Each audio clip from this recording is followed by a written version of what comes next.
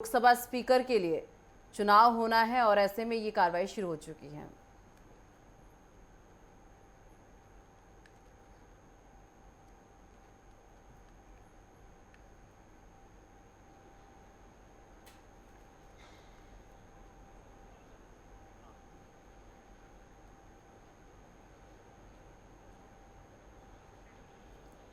तो देखिए लोकसभा स्पीकर के लिए आज वोटिंग होनी है और ऐसे में लोकसभा स्पीकर के लिए कुछ देर में वोटिंग शुरू होगी।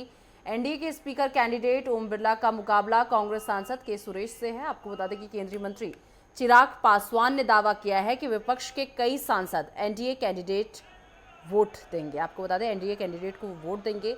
ये बड़ा दावा चिराग पासवान की तरफ से किया गया है। आपको बता दें कि कांग्रेस ने डिप्टी स्पीकर पद की मांग की थी। इसका जवाब नहीं मिलने पर विपक्ष ने स्पीकर के लिए अपना प्रत्याशी उतारा है। प्रोटेम स्पीकर सदन में मतदान कराएंगे और भाजपा कांग्रेस ने सांसदों को व्हिप भी जारी किया है।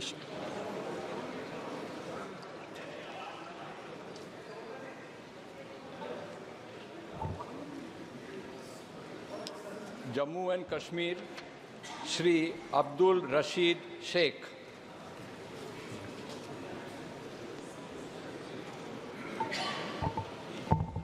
केरला श्री शशि थरूर। पंजाब श्री अमृतपाल सिंह।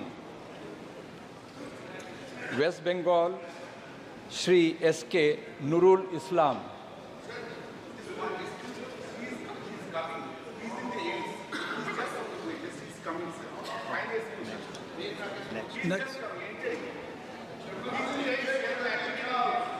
नेक्स्ट श्री अधिकारी दीपक देव।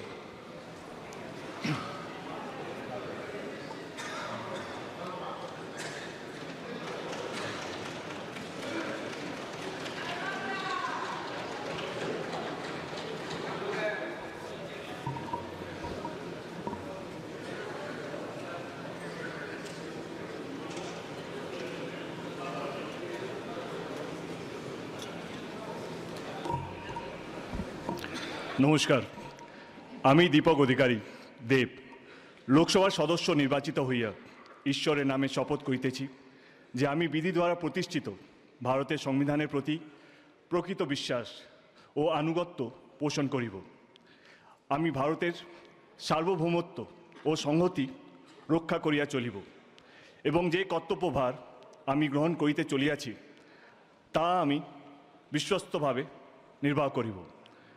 ঘাটাল লোকসভা কেন্দ্রের প্রত্যেকটা মানুষকে ধন্যবাদ আমাকে 3 বারের জন্য জিতানোর জন্য। জয় হিন্দ, জয় বাংলা। ধন্যবাদ।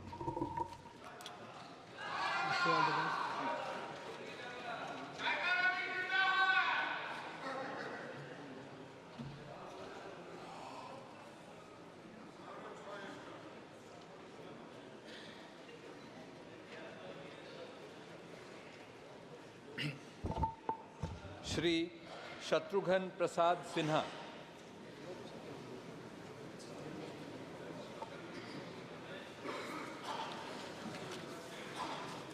Honorable members, I have received 16 notices of motions for election of Speaker. All the notices are in order. Now we will take up the motions for the election of Speaker of the Lok Sabha. I call upon Prime Minister Shri Narendra Modi to move the motion.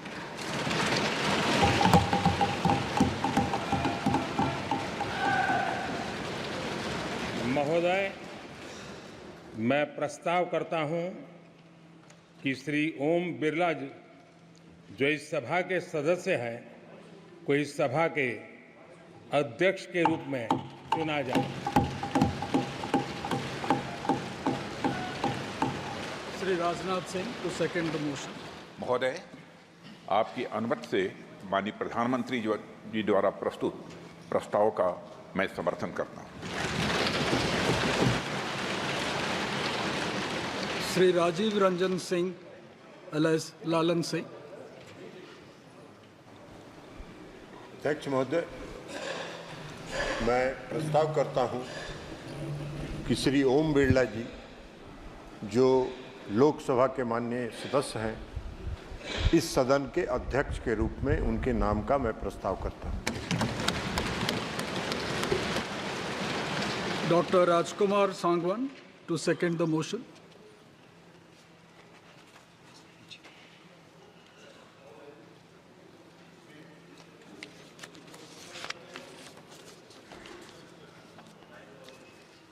चल रहा है। महोदय, मैं श्री ओम बिरला जी जो इस सदन के सदस्य हैं उनको अध्यक्ष के रूप में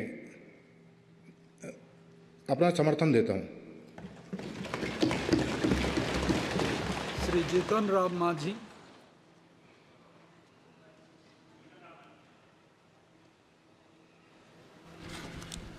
अध्यक्ष महोदय,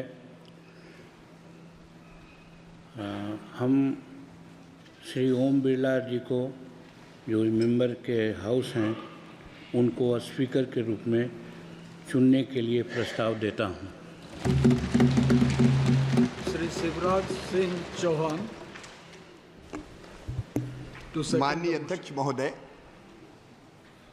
माननीय प्रधानमंत्री जी द्वारा प्रस्तुत प्रस्ताव का माननीय जीतन राम मांझी जी द्वारा प्रस्तुत प्रस्ताव का मैं समर्थन करता हूं।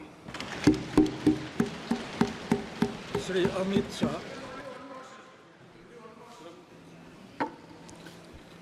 महोदय, मैं प्रस्ताव करता हूं कि श्री ओम बिरला जो इस सभा के सदस्य हैं उनको इस सभा के अध्यक्ष के रूप में चुना जाए। Shri Nitin Jairam Gadkari to second the motion. माननीय अध्यक्ष महोदय, आदरणीय प्रधानमंत्री जी ने इस सभागृह आदरणीय अमित शाह जी ने जो प्रस्ताव रखा है उसका मैं अनुमोदन करता हूँ। श्री जादव प्रताप राव गणपत राव। महोदय, मैं प्रस्ताव करता हूं कि माननीय श्री ओम बिरला जी जो इस सभा के सदस्य हैं इनको इस सभा के अध्यक्ष के रूप में चुना जाए। Shri Dattare Sunil Dattatreya. I support a motion moved by Pratap Rao Jadhav. Shri Chirag Paswan. महोदय, मैं प्रस्ताव करता हूं कि श्री ओम बिरला जी जो इस सभा के सदस्य हैं को इस सभा के अध्यक्ष के रूप में चुना जाए। Shri Jayant Basumatary to second the motion.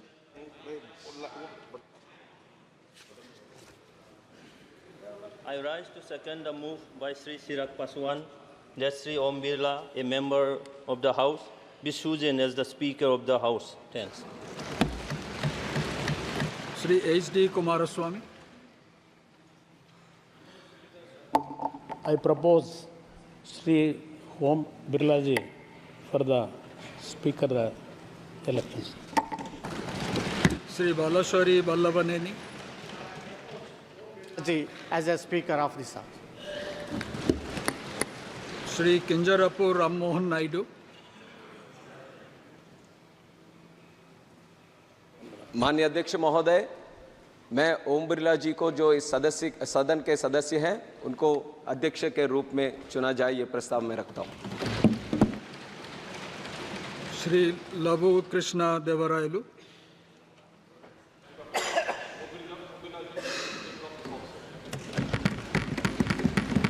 Dr. Indra Hang Suba to move the motion.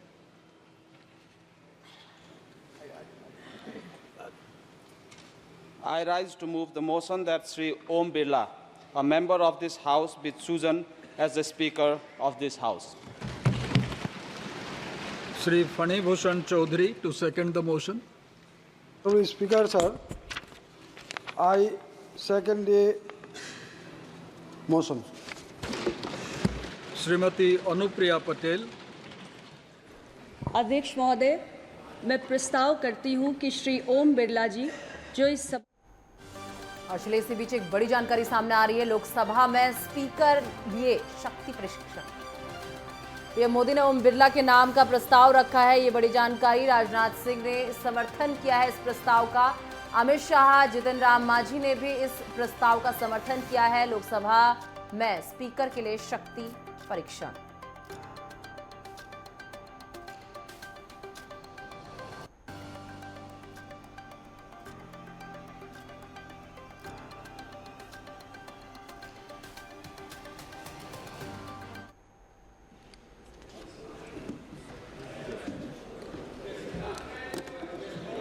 Item number 12. Mic is not working.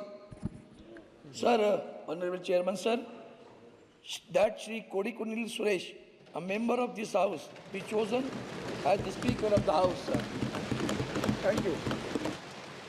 Shri N.K. Premchandran to second Sir, the motion. I second the motion moved by my letter friend Shri Anand Sagar to nominate Shri K. Suresh as the Speaker. Anand Bhadauria to move the motion. महोदय, मैं प्रस्ताव करता हूं कि श्री के सुरेश जी, जो इस सदन के माननीय सदस्य हैं, को लोकसभा का अध्यक्ष चुना जाए। Shri Tariq Anwar to second the motion. हाँ महाशय, जो प्रस्ताव अभी रखा गया है के सुरेश जी के लिए, उनको सदन का अध्यक्ष चुना जाए, मैं उसका समर्थन करता हूँ। Shrimati Supriya Sule. Wait. Sir, I would like to move the motion that Shri Kodikunil Suresh, as a member of this House, to be chosen as the Speaker of the House. Srimati Kanimodi Karunanidhi. Sir, I second the motion moved by Supriya Suleji to choose Thiru Kodikunil Suresh as the Speaker of the House. Dr. Virendra Kumar to move the motion.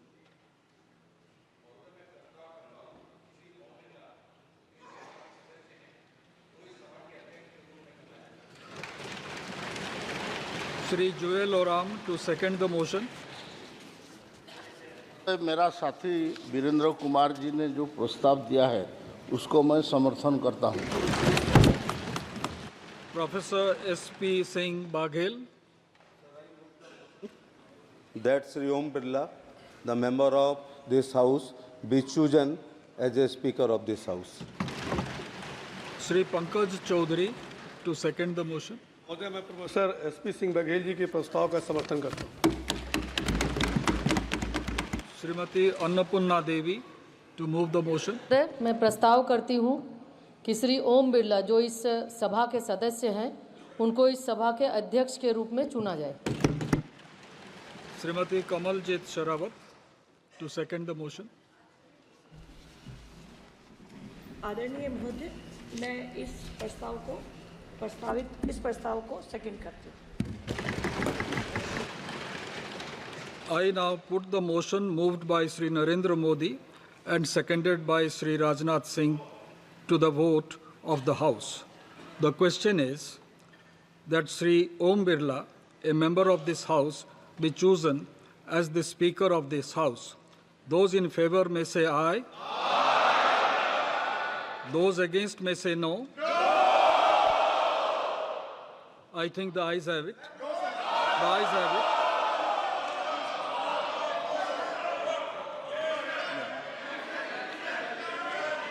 The motion is adopted.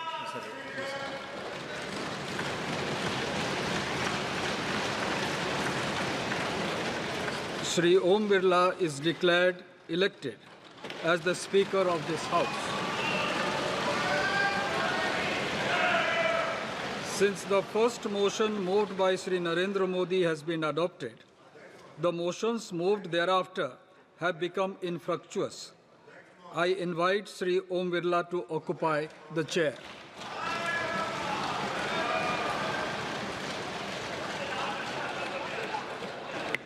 इन्होंने division force नहीं किया है, इसलिए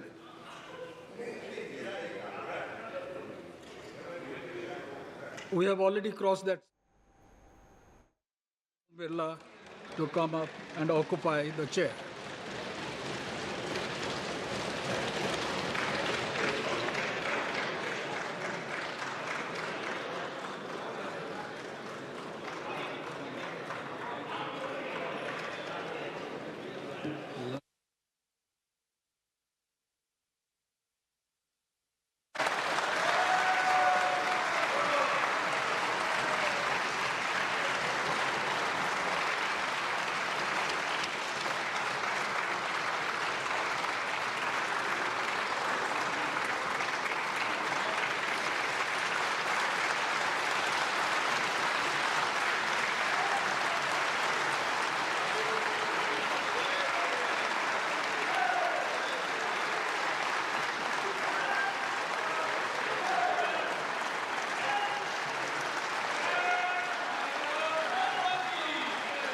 आपके chair है, आप संभालें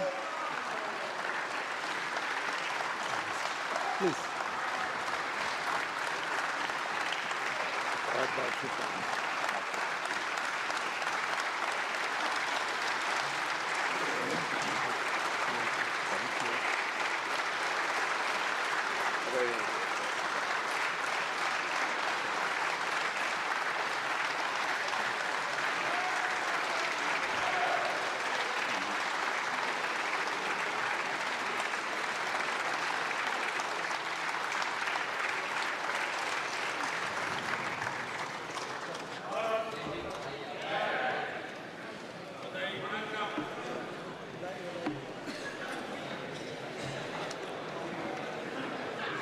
Shri Kiren Rijiju. Honorable Speaker, sir, before the business could begin, I would like to thank Sri Bhartuhari Mehtab, who has discharged his duties as Speaker Pro Tem. He has completed entire proceedings of oath and affirmation very smoothly within 2 days until the election of the Honorable Speaker this morning. I profusely thank him on behalf of the government and Honorable Prime Minister also. I also thank the panel of chairpersons for their valuable contribution. I also thank the Secretary General of Lok Sabha and staff of Lok Sabha Secretariat who have completed the work within the time frame under the guidance of the Speaker Pro Tem and the panel of chairpersons. On behalf of the entire House, I thank all of them. Once again, I thank all the honourable members for your cooperation. माननीय प्रधानमंत्री जी,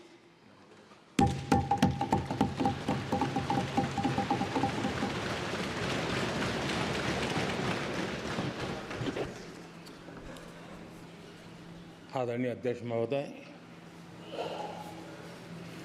ये सदन का सौभाग्य है कि आप दूसरी बार इस आसन पर विराजमान हो रहे हैं। आपको और इस पूरे सदन को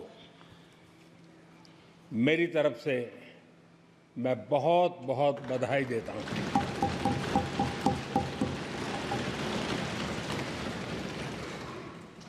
आदरणीय अध्यक्ष जी,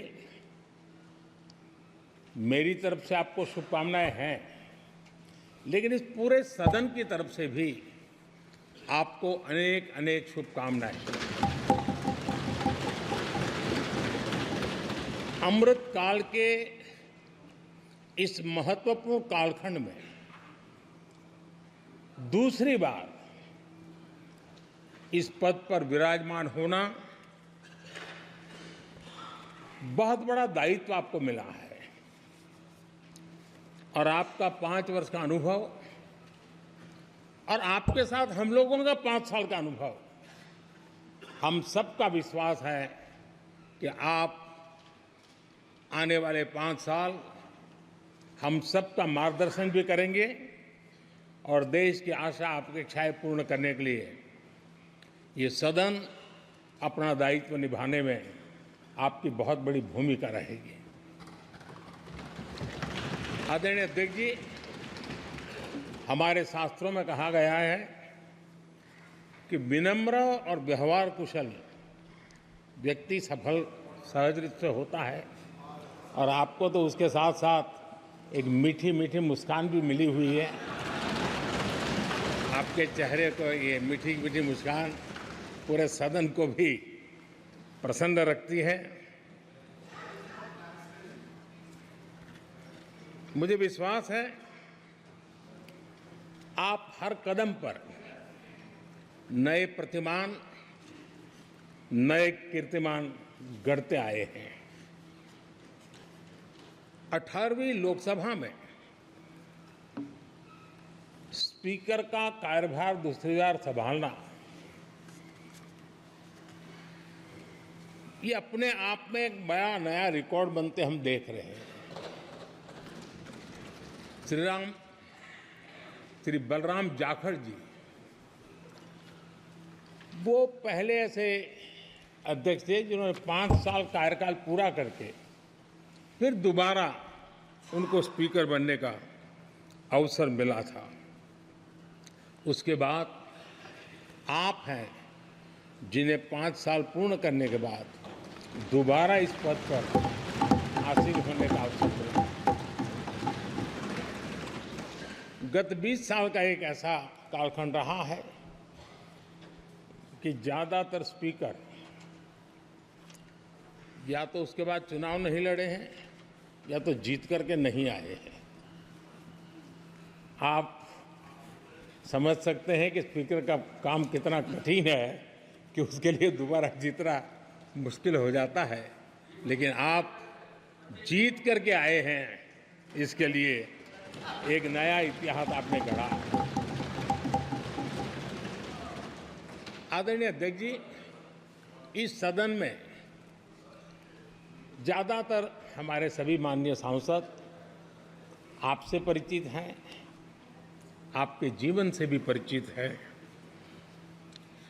और पिछली बार मैंने इस सदन में आपके संबंध में काफी कुछ बातें रखी भी थी और मैं आज उसको दोहराना नहीं चाहता हूं, लेकिन मैं एक सांसद के रूप में और हम सभी सांसद के रूप में आप जिस प्रकार से एक सांसद के नाते काम करते हैं, ये भी जानने योग्य है और बहुत कुछ सीखने योग्य है। मुझे विश्वास है कि आपकी कार्यशैली एज ए सांसद भी हमारे जो फर्स्ट टाइमर सांसद हैं, हमारे युवा सांसद हैं, उनको जरूर प्रेरणा देगी। आपने अपने कार्यक्षेत्र में, संसदीय क्षेत्र में स्वस्थ मां और स्वस्थ शिशु एक कमिटमेंट के साथ जो अभियान चलाया है और सुपोषित मां, इस अभियान को आपने जिस प्रकार से अपने क्षेत्र में प्राथमिकता देकर के खुद को इन्वॉल्व करके किया है, वो वाकई प्रेरक है। आपने कोटा के ग्रामीण क्षेत्रों में हॉस्पिटल ऑन व्हील्स, ये भी एक मानव सेवा का उत्तम काम जो राजनीतिक कामों के सिवाय करने वाले कामों में आपने चुना है, वो भी अपने आप में गांव-गांव लोगों को स्वास्थ्य सेवाएं पहुंचाने में मदद कर रहा है। आप नियमित रूप से गरीबों को कपड़े, कंबल, मौसम के अनुसार छाता की जरूरत है छाता, जूते, ऐसी अनेक सुविधाएं समाज के आखिरी तबके के जो लोग हैं उनको खोज करके पहुंचाते हैं। खेलों में प्रोत्साहन देना आपके क्षेत्र के युवकों में, ये आपने एक प्राथमिकता के रूप से काम उठाया है। आपके पिछले कार्यकाल में 17वीं लोकसभा में मैं कहता हूं कि संसदीय इतिहास का वो स्वर्णिम कालखंड रहा है। आपकी अध्यक्षता में संसद में जो ऐतिहासिक निर्णय हुए हैं, आपकी अध्यक्षता में सदन के माध्यम से जो सुधार हुए हैं, ये अपने आप में एक सदन की भी और आपकी भी विरासत है। और भविष्य में 70वीं लोकसभा के संबंध में जब विश्लेषण होंगे उसके विषय में लिखा जाएगा तो भारत के भविष्य को नई दिशा देने में आपकी अध्यक्षता वाली 70वीं लोकसभा की बहुत बड़ी भूमिका रही है।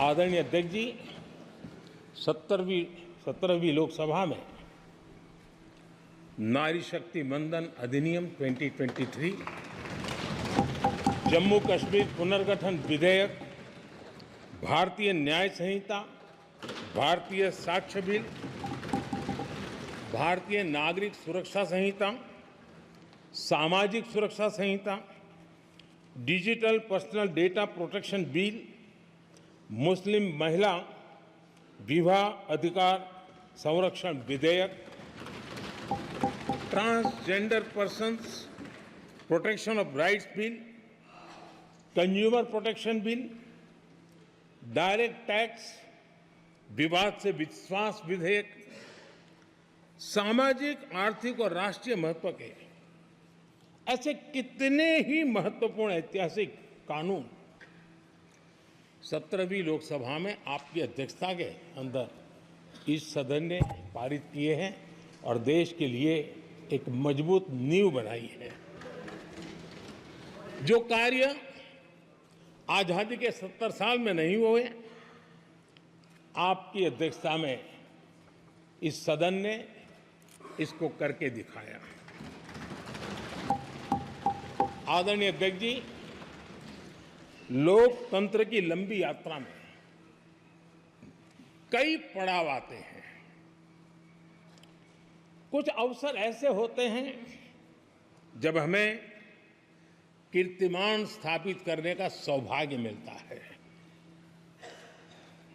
17वीं लोकसभा में उपलब्धियां, मुझे पूरा विश्वास है देश आज भी और भविष्य में उसका गौरव करेगा। आज देश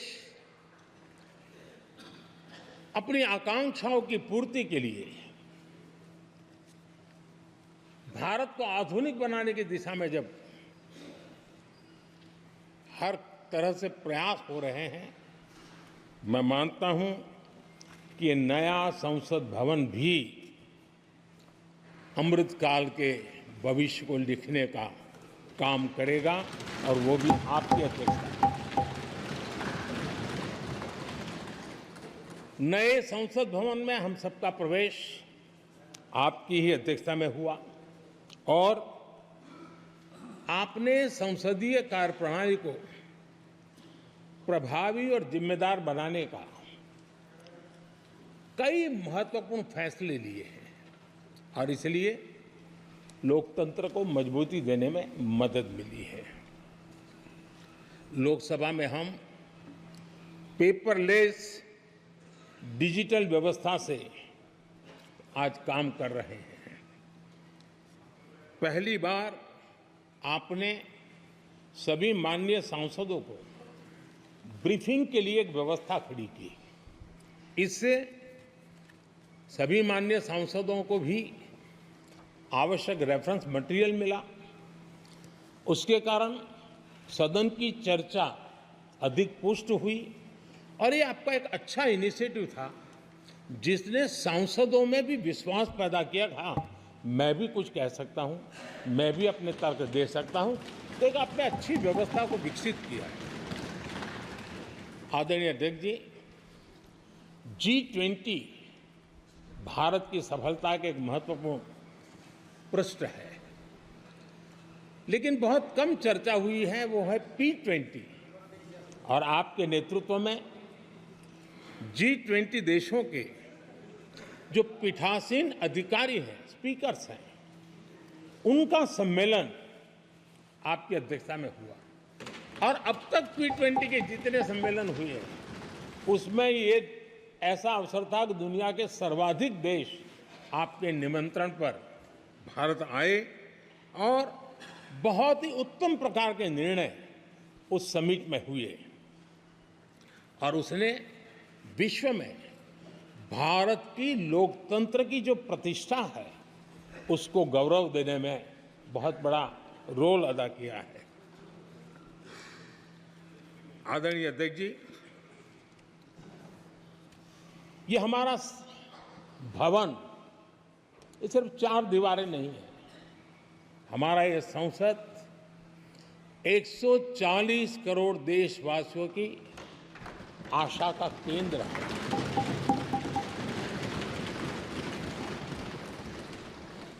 संसद की कार्यवाही, जवाबदेही और आचरण हमारे देशवासियों के मन में लोकतंत्र के प्रति जो उनकी निष्ठा है उसको और अधिक मजबूत बनाता है।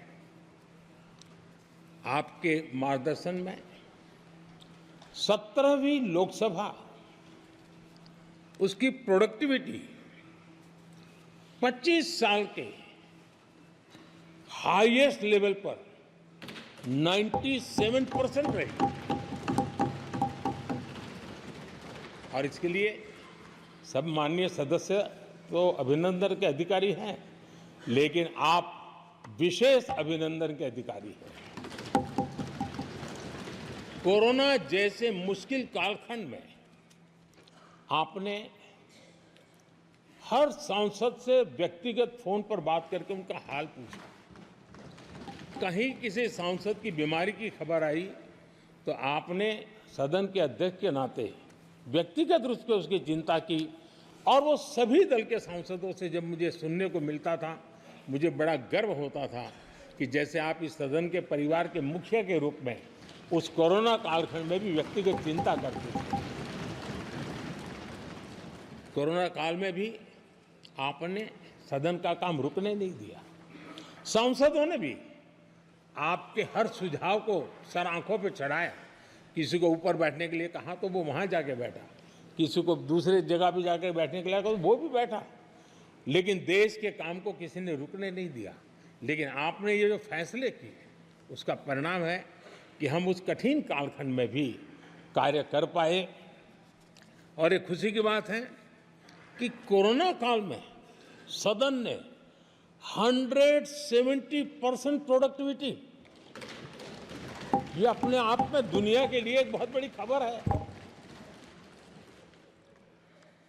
आदरणीय अध्यक्ष जी, हम सब चाहते हैं कि सदन में आचरण, सदन के नियमों का पालन हम सब करें और आपने बड़े सटीक तरीके से, संतुलित तरीके और कभी कभी कठोरता के साथ भी फैसले लिए हैं। मैं जानता हूं कि ऐसे निर्णय आपको पीड़ा भी देते हैं, लेकिन सदन की गरिमा और व्यक्तिगत पीड़ा के में आपने सदन की गरिमा को पसंद किया और सदन की परंपरा को बनाने का प्रयास किया। ये साहसपूर्ण काम के लिए भी आदरणीय अध्यक्ष जी आप अभिनंदन के अधिकारी हैं। मुझे विश्वास है आदरणीय अध्यक्ष जी, आप तो सफल होने ही वाले हैं, लेकिन आपकी अध्यक्षता में यह 18वीं लोकसभा भी बहुत सफलतापूर्वक देश के नागरिकों के सपनों को पूर्ण करेगी। मैं फिर एक बार आपको इस महत्वपूर्ण दायित्व के लिए और देश को विकास की नई ऊंचाइयों पर ले जाने वाले इस सदन की अध्यक्षता के लिए हृदय से बहुत बहुत शुभकामनाएं देता हूं, बहुत बहुत बधाई देता हूं। Shri Rahul Gandhi ji,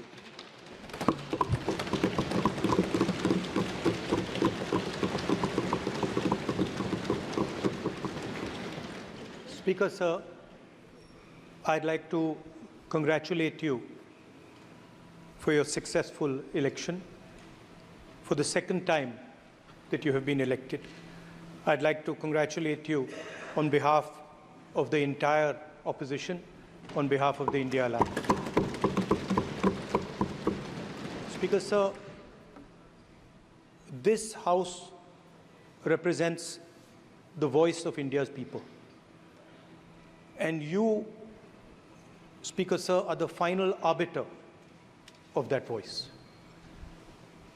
Of course, the government has political power, but the opposition also represents the voice of India's people.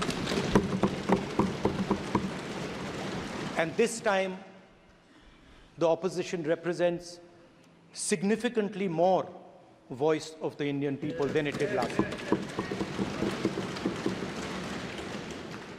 Speaker, sir, the opposition would like to assist you in doing your work. We would like the House to function often and well. Speaker, sir, it is very important that cooperation happens on the basis of trust.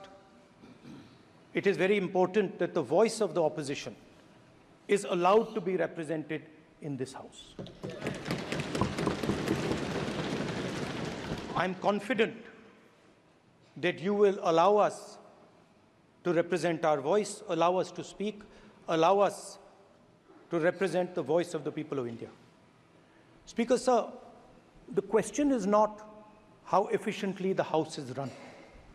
The question is how much of India's voice is being allowed to be heard in this House. So the idea, Speaker, sir, so the idea that you can run the House efficiently by silencing the voice of the opposition is a non-democratic idea. And this election has shown that the people of India expect the opposition to defend the Constitution, the Samvidhan of this country. And we are confident that by allowing the opposition to speak, by allowing us to represent the people of India, you will do your duty of defending the Constitution of India. I'd like to once again congratulate you, Speaker, sir, and also all the members of the House who have won their election. Thank you very much. Shri Akhilesh Yadav ji.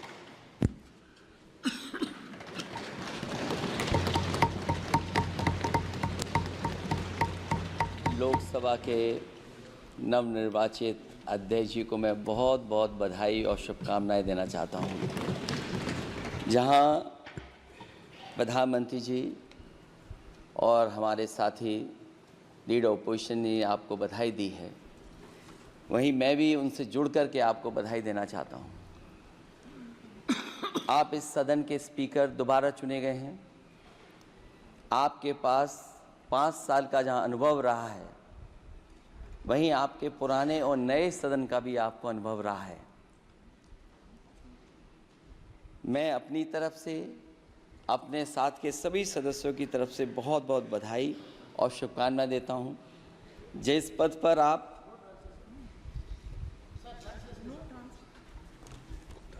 जिस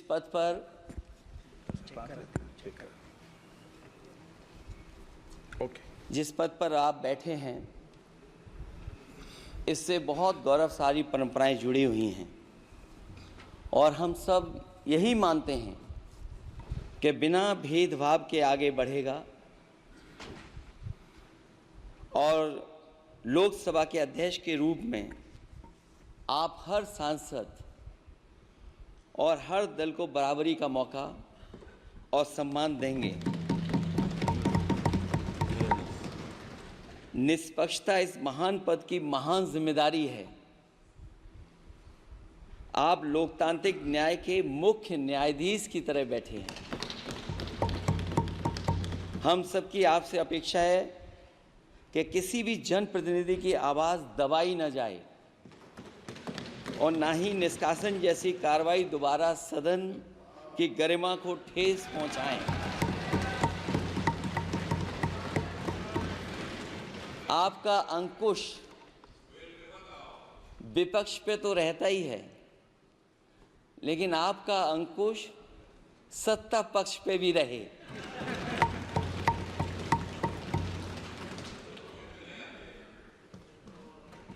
अध्यक्ष महोदय, आपके इशारे पर सदन चले, इसका उल्टा ना हो। हम आपके हर न्याय संगत फैसले के साथ खड़े हैं। मैं एक बार फिर आपको इस अध्यक्ष पद पर बैठने के लिए बहुत बहुत बधाई देता हूं। मैं सदन में पहली बार आया हूं, ये नए सदन में। मुझे लगा कि हमारे स्पीकर की कुर्सी बहुत ऊंची होगी, क्योंकि मैं जिस सदन को छोड़ के आया हूं, अध्यक्ष जी उसकी कुर्सी बहुत ऊंची है। उस समय भी मैं अध्यक्ष जी किसको कहूं कि ये कुर्सी और ऊंची हो जाए।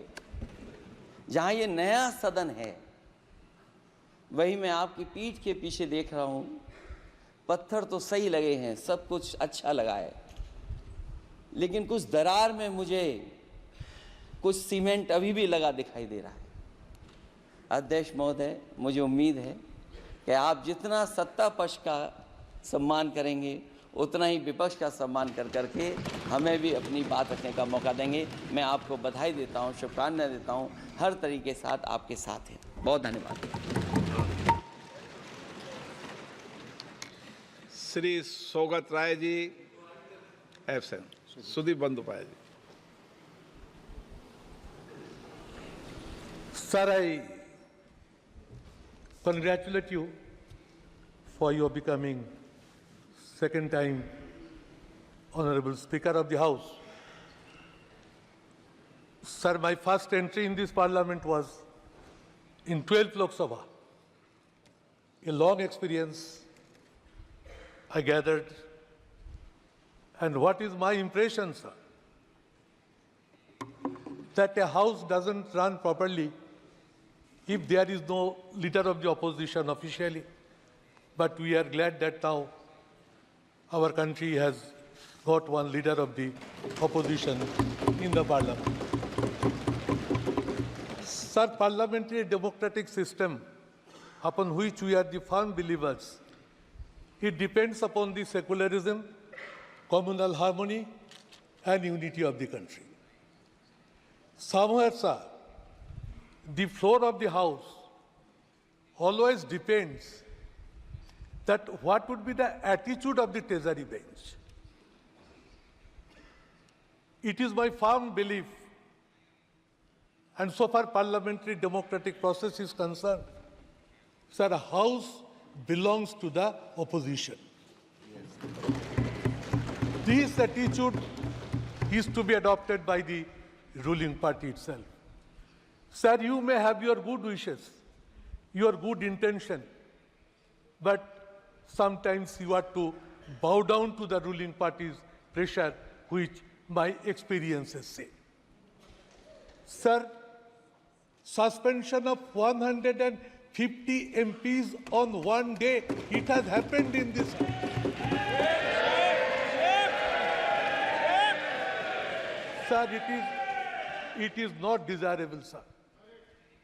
Honorable Prime Minister has mentioned about the introduction and passing of so many bills in the House. We appreciate. But it has happened also only by introducing the bills, it has been passed without any discussion.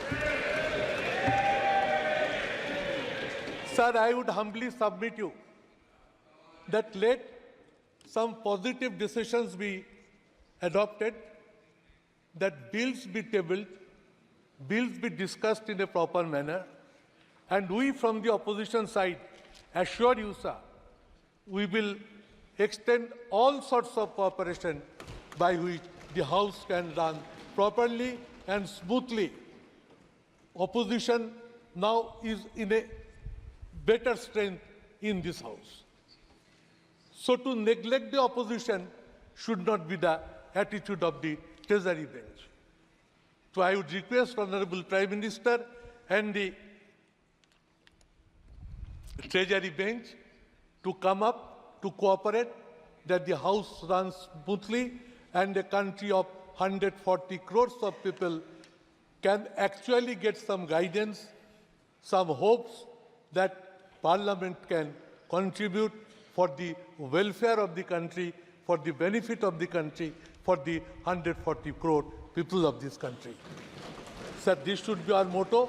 We want to see that 18th Lok Sabha can run smoothly and can create a history that it has actually reached to its target by running smoothly for the interest of the nation, keeping secularism and communal harmony intact, and the constitution should be remain upheld and its situation should not ever be allowed to be disturbed. Thank you, sir. Sri T.R. Baluji.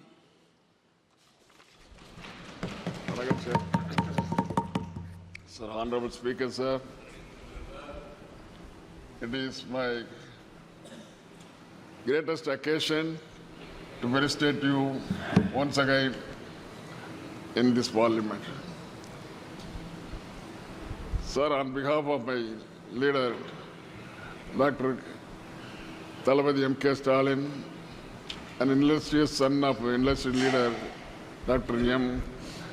Kalaignar Karunanidhi, on behalf of my party and party in parliament, I wholeheartedly congratulate you on this on this occasion.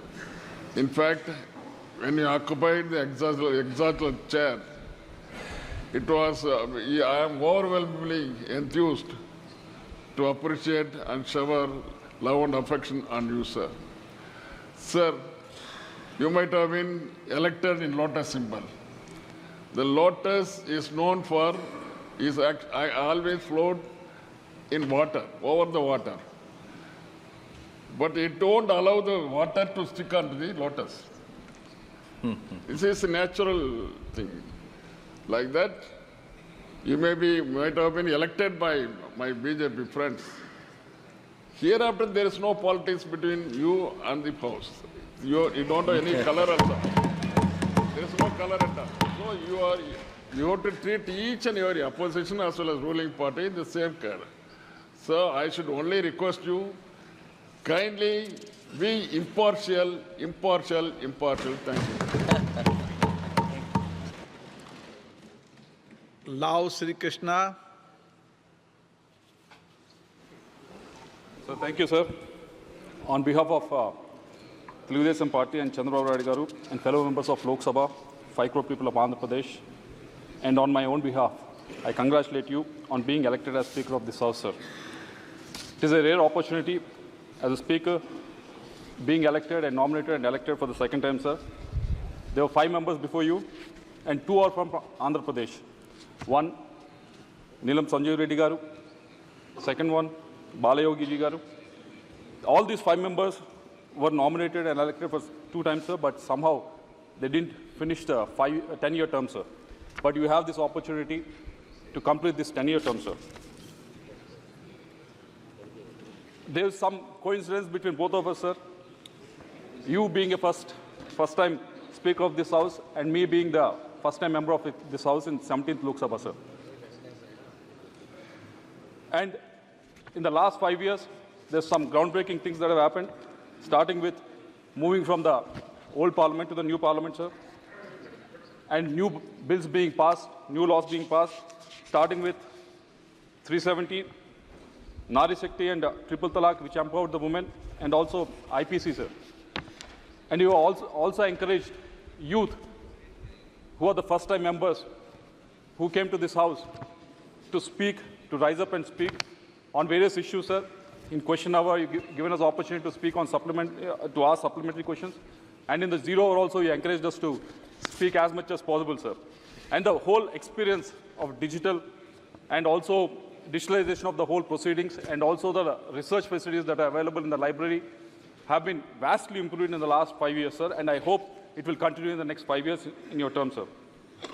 And also, with regards to the question hour, sir, with the vigor with which you used to conduct, you used to make sure that most of the questions get answered in this House, sir.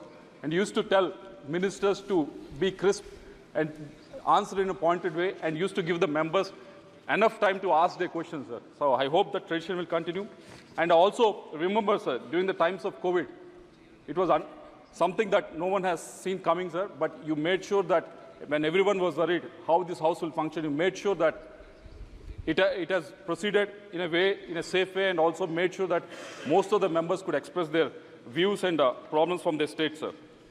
So I conclude by once again congratulating you, sir, and wishing you best of times in running the House, sir. I assure you, Telugudesam Party will support you in the next 5 years in smooth running of this House, sir. Thank you very much. Shri Rajiv Ranjan Singh ji. अध्यक्ष महोदय, 18वीं लोकसभा के अध्यक्ष के रूप में निर्वाचित होने के लिए मैं आपको हृदय से बधाई देता हूं और 17वीं लोकसभा के अध्यक्ष के रूप में भी हम लोगों ने आपकी कार्यशैली देखी। आपने 17वीं लोकसभा में जो संसदीय परंपरा और लोकतंत्र का एक नया कीर्तिमान स्थापित किया था संसद में, आपने उच्च लोकतांत्रिक परंपराओं को स्थापित किया था 17वीं लोकसभा के दौरान।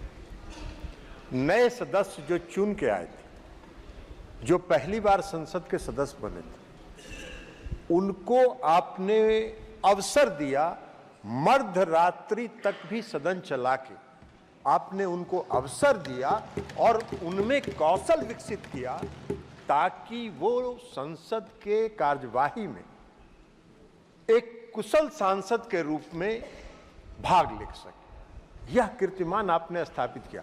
आपने संसद में कई दिनों तक शून्यकाल में सिर्फ महिला सदस्यों को ही अवसर दिया कि वो अपनी बात रख सके।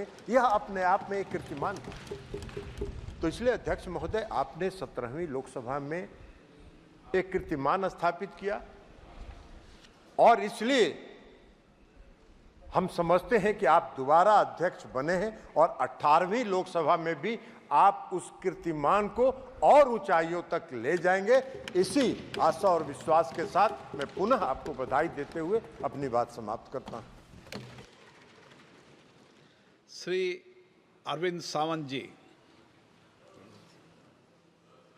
माननीय लोकसभा के अध्यक्ष जी, इधर से इधर। बिरला साहब, मैं सहे दिल से आपका अभिनंदन करता हूं। पहली तो बात ऐसे कि आपको हमने 5 वर्ष से अनुभव लिया है, पुराने सदन में, नए सदन में, और दोबारा फिर उस न्यायाधीश जैसे पद पर विराजमान हुए हो। दिल से आपका अभिनंदन करता हूं। लेकिन अपेक्षा करता हूं कि जिस ढंग से कुछ, जैसे आदरणीय प्रधानमंत्री जी ने कहा, कुछ कानून पास किए गए, उस कानून में एक कानून पास गया इलेक्शन कमिश्नर का। वो कानून भी जब हम सस्पेंड हुए थे तब पास हुआ, जिसमें न्याय देने की प्रक्रिया जहां होती है, कानून बनाने वाले हम हैं, और वही कानून जब बदल जाते हैं तभी तो संविधान की बात आती है। और संविधान की सुरक्षा के लिए ये इंडिया अलायंस बना। मैं आपसे इतनी अपेक्षा करता हूं, हम जब बोलते तो शब्दों में भी, और खास करके सत्ता पक्ष, शब्दों में जान होनी चाहिए, शब्दों में शान भी होनी चाहिए, और वचन पूर्ति जो दी है हमने करनी चाहिए। जो वचन हमने दिए हैं वो करनी चाहिए। हमने देखा है कि संकट काल में भी जब सरकार की तरफ से मदद नहीं मिलती है तब बहुत बुरा लगता है। अभी सभी हम अपेक्षा करते हैं। उन्होंने सेक्युलर शब्द किया, मैं समानता से, स्वातंत्र, समानता, ये सारा हमें संविधान ने दिया हुआ है। और चाहता हूं, बस एक अपेक्षा करता हूं, what we need is harmony, not the hatred. हम हार्मनी चाहते हैं, हेट्रेड नहीं चाहते हैं। और हम जो दीवारें खड़ी कर रहे हैं, वो दीवारें यहाँ टूटनी चाहिए। हम सब इंसानियत के नाते, मणिपुर का हादसा होता है और आंसू भी नहीं बहते तो बुरा लगता है। किसान मरते हैं, इतनी बड़ा आंदोलन होता है, फिर भी संवेदना नहीं जता दी जाती है।